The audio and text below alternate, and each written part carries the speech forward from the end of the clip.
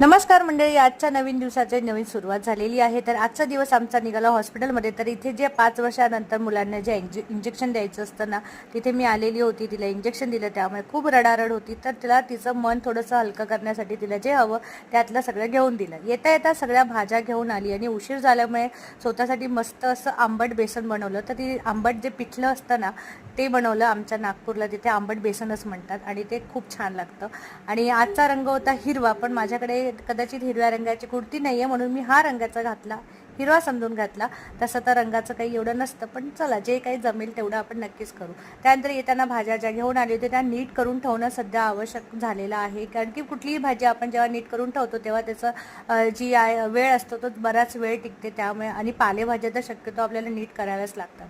त्यानंतर गरमागरम पिठलं, थोडंसं मस्त पातीचा कांदा आणि चपाती छान पोटभर जेवून घेतलं। त्यानंतर एक आमच्याकडे टास्क आला होता की तिला छान तयार